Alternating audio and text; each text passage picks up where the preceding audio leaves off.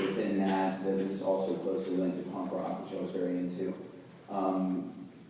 You know, the t-shirt designs and a lot of the sort of rebellious but not elitist creativity that went on in that culture was really the place that I saw myself fitting more than in the fine art world. And in fact, I never dared think that I would be a fine artist and going to galleries and having them not laugh in my face. But I came to San Diego, I think, for the first time to do a trade show in 94, and the energy was incredible. Of course, I didn't realize that a lot of that energy was imported from other places. There are a lot of people at the trade show that aren't from San Diego, but I also had a really a friend who also had been somebody that I really looked up to, a pro skateboarder named Andy Howell, who was one of the first pro skateboarders to take the initiative to do his own board graphic and then partner in a skateboard company. And he co-founded New Deal Skateboards, which then he also, under the umbrella of New Deal, founded Underworld Element, which was the first hip-hop themed skateboard company, which then became Element, which is now the biggest skateboard company. And I admired Andy. He had broken off from that, and we were friends. He lived here in San Diego, and he offered me a job here. And because of ASR, coming out here and just staying up all night, putting stickers up and going to parties and seeing what other people were doing and feeling like, you know, all the action was here, I decided to move here and work with Andy, and then realized it's actually not like that about 360 days of the year. But, you know, it was still a good move for me, though. I enjoyed my time in San Diego. Now you're in LA. Yeah, now I'm in LA.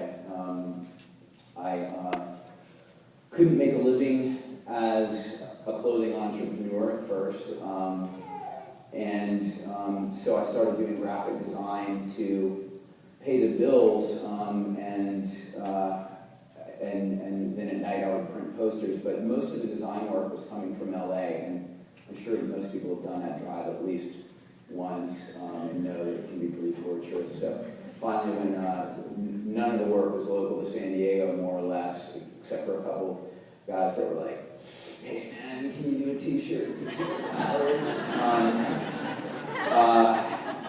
I wish I were kidding. And then you get to their office and it's like, you know, boarded up. But I you know, the real, you know, hangout time in San Diego, work time in LA. So that's how it worked out. It's good. Well, it's great to have you back. Am I going to get beaten up by San Diego? I stayed here for 5 years, so it wasn't so bad. Well, and you put a lot of work up when you were here. Yes. And the authorities, I assume, noticed.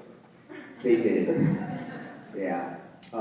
They're, you know, I mean, San Diego is pretty clean. So you know, I think there were definitely a lot of people that didn't like to see graffiti or posters, and you know, I was lucky. I never. I got caught in the act once, like in Imperial Beach. We got a ticket. You know, these guys were like, "Hey, you can't put up a poster for your band down here, or whatever. You know, here's a ticket."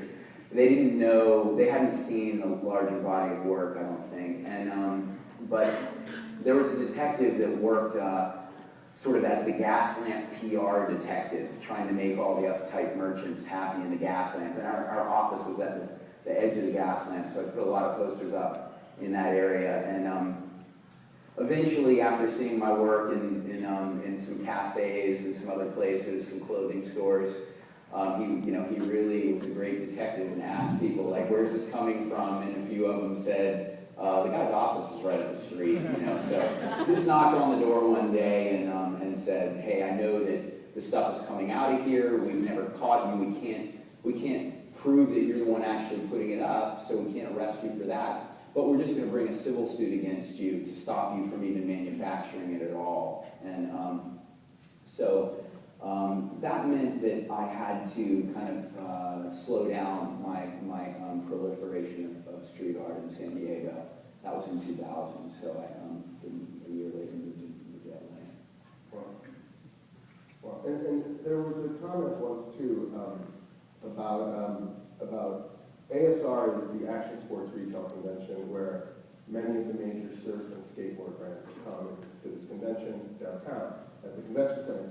And you were one of the comments they made was, you know, every time this trade show takes place, it costs us an extra $6,000 to clean up The stickers. the stickers. Right. Well, I did some research. I thought, well, yeah, $6,000 to clean up the stickers. That's got to come from somewhere. But then I read about the net positive impact of the trade show, $45 million. Thought, you know, that seems like, you know, a reasonable cost of doing business, $6,000. Yeah, so I think ASR may leave San Diego, and I think it's largely because people always, you know, the cops are always harassing people for, you know, the parties they have and things like that. This is what I've heard, I think that it would be good, you know, from a business standpoint for it to stay in San Diego. I hope it does stay in San Diego. But after all that, now we brought you back and you have a permanent mural. One of your first, really, done in paint in large stencils in the city.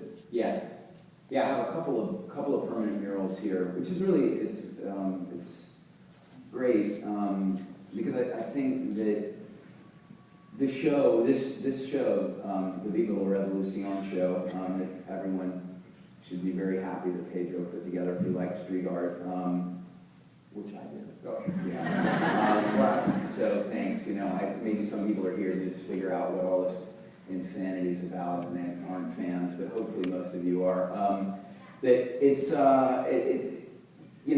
it's really great to see that all the artists who've been doing stuff in San Diego in, you know, a hostile environment, they get to see that this kind of work has been validated in a really important institution, and that several business owners, property owners said, I like this stuff, I want it on my building. And what that does is, you know, the problem is usually the squeaky wheel gets the oil. The people that say, it's a slippery slope to anarchy if we allow any of this stuff to exist, you know, the barbarians are taking over.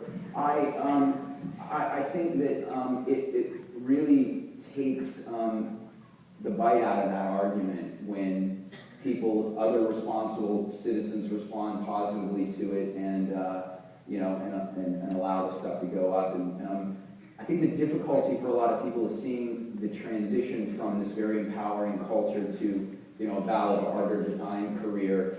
And, you know, call me the pragmatic 40-year-old sellout, but I like the idea very much that people could make a living doing something creative that maybe has some controversy to one application, but then in another application can earn them some money. And I've always looked at it, I call it the inside-outside strategy, that you do what you have to do to get your message out and to express yourself. If the dominant system isn't inviting, but then once you have opportunities, infiltrate and do it. And the Robin Hood. I did a lot of graphic design, including a little bit for Sprite, but then they were doing the Obey Your Thirst, and I went out and covered up the Your Thirst with my posters. So it was Obey with my logo, with the icon face underneath. Do whatever it takes. I'm using your money to pay for my Kinko's run. If the guy at Kinko's wasn't willing to accept T-shirts and stickers as payment. Whatever it takes, just get it done. But I think this is exciting for San Diego, that hopefully it will motivate some people to step up their game, try to take their work to the next level. That's great.